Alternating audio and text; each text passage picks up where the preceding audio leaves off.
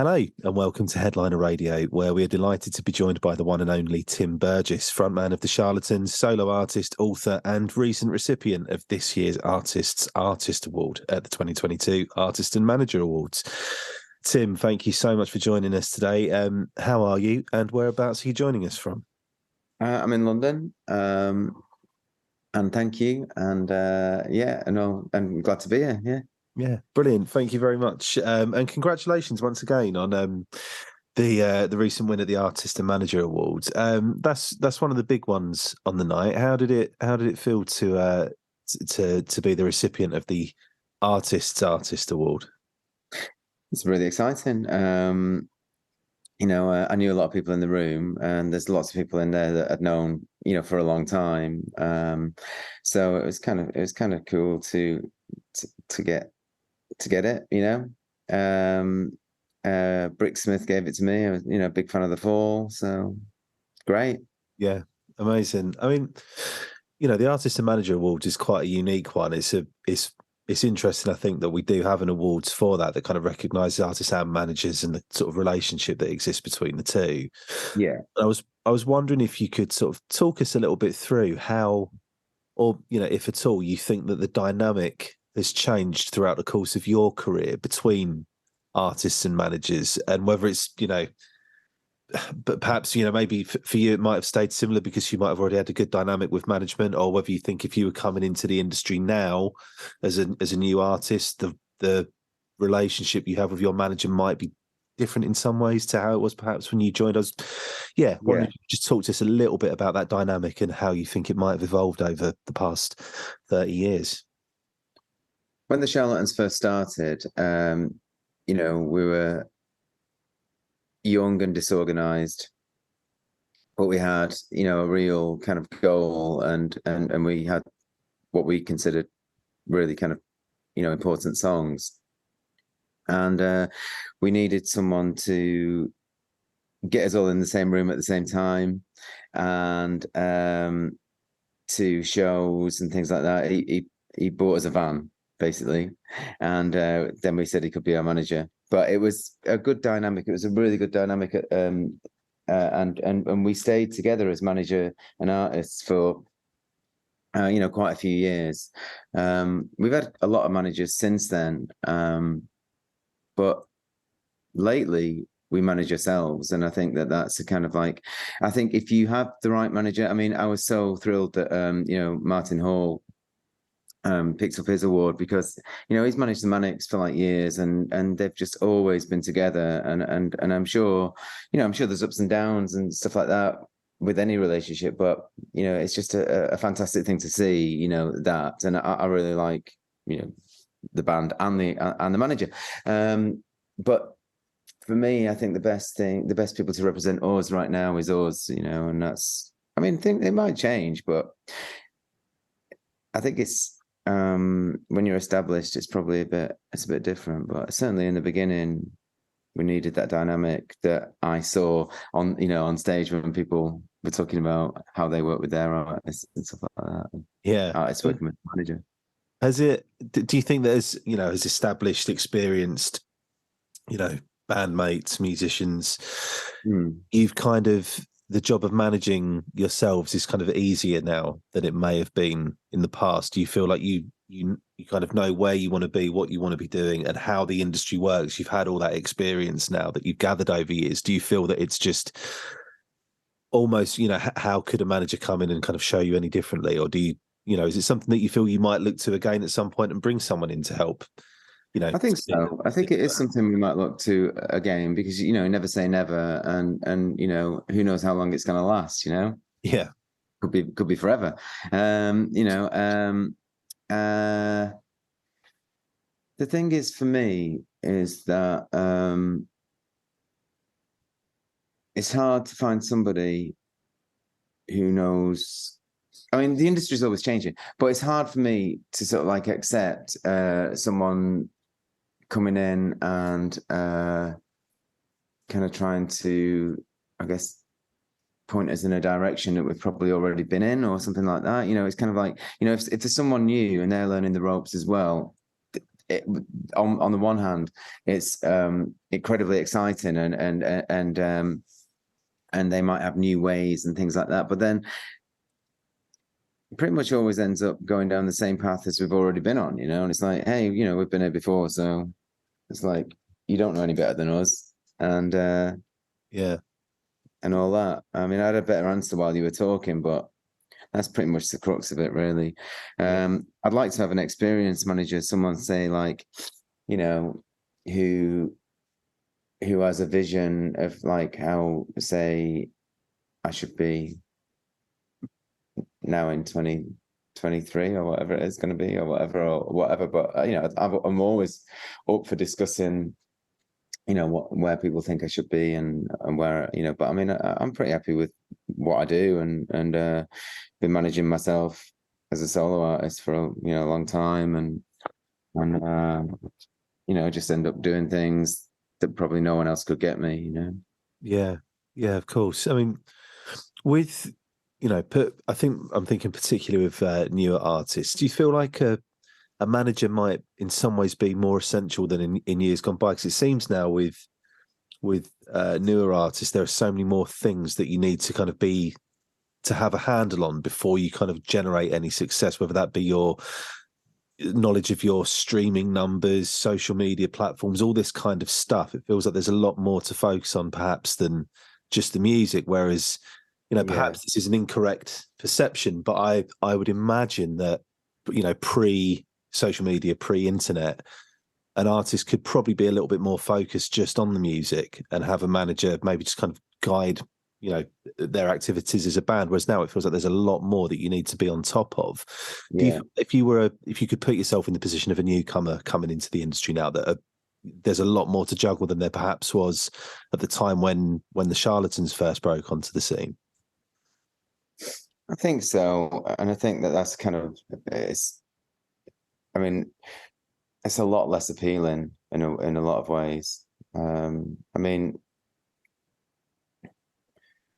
think social media is an amazing thing, and I think for as someone who's like lived without social media, I think it's quite an exciting thing, especially like, I really took to Twitter and managed to maneuver myself around that pretty well, and also kind of like I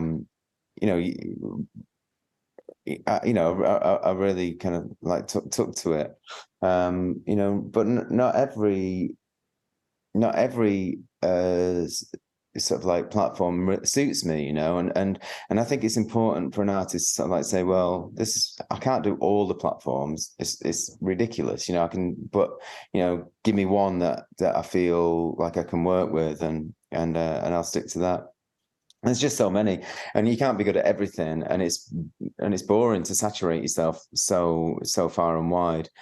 I mean, and for us, I mean, it's always been more than the music, though. That's, I mean, and it's attitude and sort of like and appeal and look and the way you position yourself, the way you, and most of all, the way you feel about yourself. Yeah, no, absolutely. I mean, on the the particularly the artist award that you picked up recently, that was recognizing 30 years or maybe just over 30 years now of having been in the industry, and you've kind of you've, as you said, you've been a solo artist. The Charlatans still going. There was the whole Twitter listening parties thing that took off in a massive way over the pandemic. There's been a lot of different things that you've kind of succeeded at and done really well. I know you're working on a new book as well, the one about album closes, which we'll have a chat about in a moment. But right.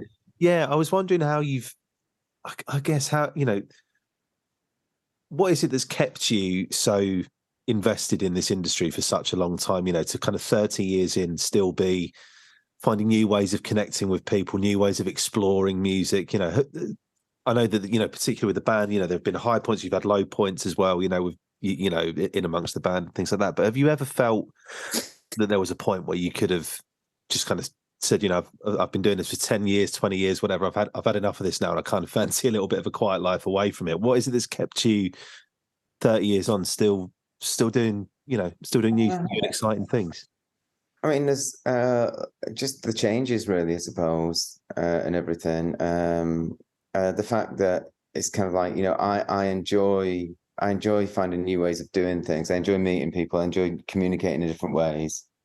I enjoy records. I enjoy making music. I love making music, and I love the fact that people want me to make music. So that's it, really. I mean, it's not because I mean, the listening party gave life to something outside of what I normally do, that I knew people would like, but it was kind of slightly unexpected, and that meant that, so far there's been like 2 books. There's been like hanging out with Paul McCartney, and working with the John Lennon estate. I mean, that's That must have been quite surreal. Well, yeah. I mean, all of it's surreal all of it's surreal to 18-year-old me, and I still feel like that in a lot of ways. Or part of my brain does anyway. But the thing is that I think I think it's just it's an amazing thing. I can't really I can't really understand it all. So therefore I choose not to. I just kind of like, any I like to have a few things going on at the same time, and it all fuels the fire. So, the idea that the listening party was happening, and at first it took up 10 hours of my day, but as it went on, and the more I did, it just started to take up my evenings, and then my daytime I would just fuel all that excitement and interest and energy into writing a solo album, and then when I was on tour with the Charlatans, I wrote books, instead of kind of like going to sound checks. And so it's kind of like just getting the most out of the day, really, which I really love to wake up and and do a good day's work. Yeah. Has the way that you've sort of remained creative and written sort of changed it much over the course of your career? Your approach to songwriting, or even your approach to writing? Oh, yeah, of course. I was just a fan at the beginning. I didn't know what I was doing. I mean, I went to meet the rest of the Charlatans, and and I thought I could just play tambourine or something like that. And they wanted me to sing, and I started shouting like Jim Morrison or Iggy, and they asked me if I could sing next time, and I did. And I sang really softly and sweetly, and just built it up from there, really, kind of like, I had a few lyrics, and Martin had a few lyrics, and ended up writing a couple of songs on that day. They had instrumentals, so just put some words to it, and found out that I had a kind of like pretty good knack for a melody, to write melodies, and I think the words have got better over the years, and I care more, and I care sort of like wider, and I care less, all at the same time. It's just a mad sort of like thing that I can't explain. It's just it's an ever-growing thing. Yeah. And this is sort of a bit of an extension to the previous question, but how is it you feel that the band has managed to kind of maintain that sort of longevity for so long? Because it's no mean feat, to be making music for 30 plus years, consistently putting out music, and still, performing live together and all the rest of it, particularly as, some of the difficulties that the band has had.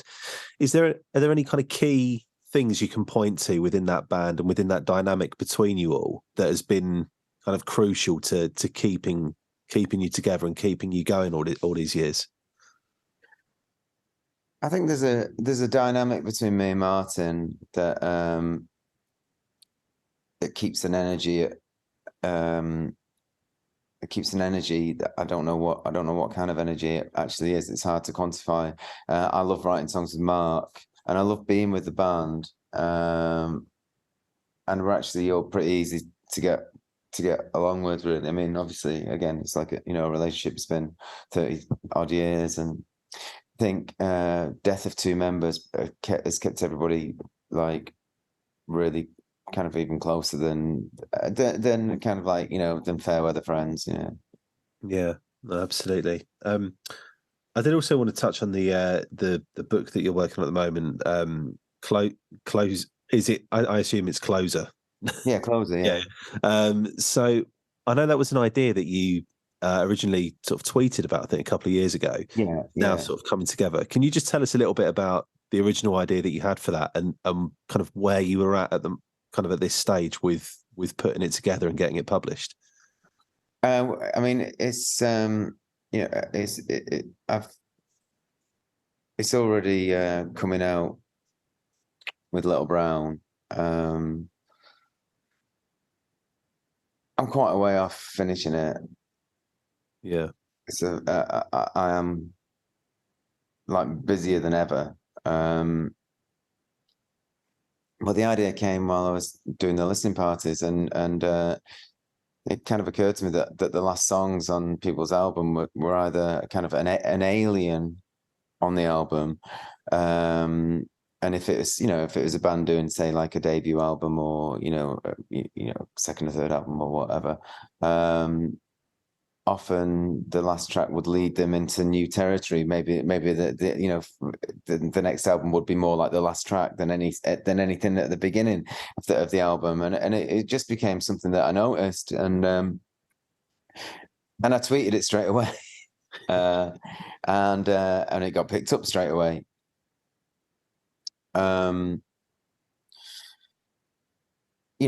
But there's more to it than that, isn't there? I mean, obviously this,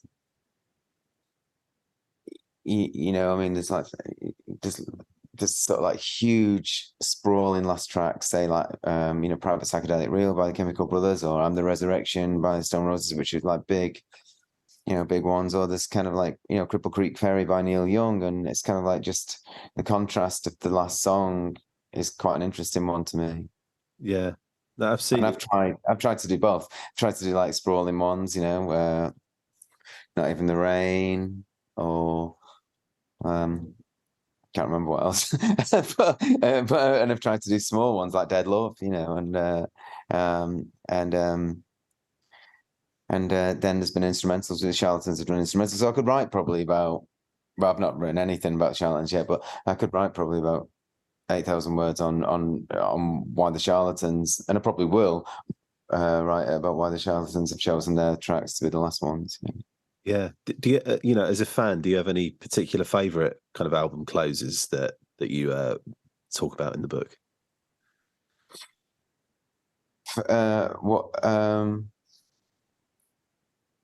Well, I mean, Decades would be one, wouldn't it, by Joy Division? Because, I mean, what happened after that last song on that last album, called Closer or Closer, who knew, I mean, it came out after Ian's death, but I mean, when they put it on the track listing, who knew what was going to happen? Yeah, no, absolutely. I mean, that's a book in itself, Yeah, there is. I mean, is that something that? Because I think of course it stands for album closes, and similarly opening tracks on albums. That you always feel like there's a very they're quite specific choices. Do you know what I mean? Yeah. Everything that goes in between can still be, some bands and artists will still pay plenty of attention to the structuring and the ordering there, but there's clearly, first and last songs has to be, I feel like there's a little bit more thought goes into. Yeah. Do you think that's something that will still apply going forward with artists, with, streaming and things like that, the album format? I don't think amongst, sort of, I don't know what you might call serious music fans, or whatever, however you want to label it, will be less interested in track listing and openers and closers and albums. But do you think that things like that might become a little bit less of a concern, or things that people notice a little bit less because they're perhaps not listening to music in an album format anymore? It might be dipping in and out of playlists or what have you. So do you think that could have a knock-on effect to the future of great closing tracks on albums, I guess? I guess, but I mean, if it is an album and people are still making albums, then somebody somewhere within their organization, whoever this artist you're talking about is, will have to choose the last track. Yeah. I mean, I've known label bosses who've had to decide what the last track was for an artist who didn't have a clue, Yeah. for artists who didn't have a clue. But but for the and I'd like to touch upon that in the book really too. But I'd also like to interview. I've interviewed Kevin Shields so far about the last track on Loveless. I'd really like to interview.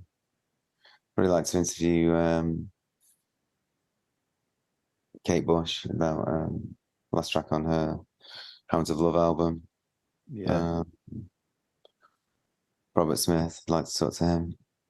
Yeah. I mean, the thing is with The Cure is that a lot of their albums, the last track was a title track of the album as well, which is kind of like really interesting to me. Yeah.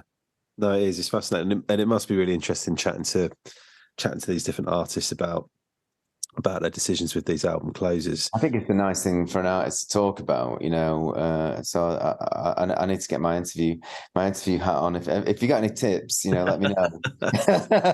We don't want to follow mine too much, to be honest. Well, I've got, I'm always on my phone apparently. So, and that's got voice memo. So, I have phone, bit of information in my brain. I know a lot about artists. So, yeah, hopefully it'll be, but I'm hoping to have it finished by the summer.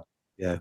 Okay. Amazing. And as we're almost at the end of the year at the time of recording this, I was wondering just what some of your sort of highlights have been from the year, be they sort of musical highlights, things that you've heard, listened to that have been released this year, or stuff that you've been working on that you're particularly excited about. I just wanted to know what some of your highlights of 2022 have been. And as a second part to that, what you're looking forward to next year. I'm looking forward to making more songs with the Charlatans next year, and hopefully recording and all that. Playing live with them this year. That was a favourite. Very nice. Panda Bear and Sonic. Reset. I really like the Wise Blood album. I think she's really something. And I followed her for a while, and I think this, that It's Not Just Me, It's Everybody track is just sort of sensational to me. Yeah, that's a phenomenal record. Similarly, I'm a big fan of hers. I think that album's amazing, and I thought the last one was incredible. This one as well is pretty good. Don't know whether you know that bloke. Oh yeah, who's this? I think I recognise him. Japanese thing. That's all right.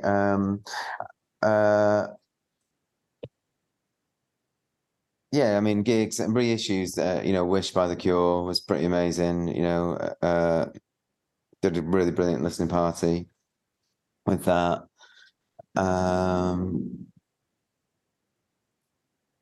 Yeah. Glastonbury's good. Went to see Julie Holter the other day at the Barbican. That was a really good performance. Loved that. Yeah, fantastic. I should also just point out that for those who are listening to this and not watching a minute ago, that was Tim holding up the the LP of his latest album, Typical Music. Oh, I thought it was being recorded, and just for those who might be listening to the audio only version of this, because it might have been a bit confusing. Yeah, that's how self-obsessed I am.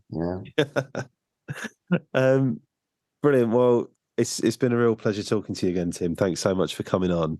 Pleasure. And wish you all the best with next year, and really looking forward to reading the book. That'd be great.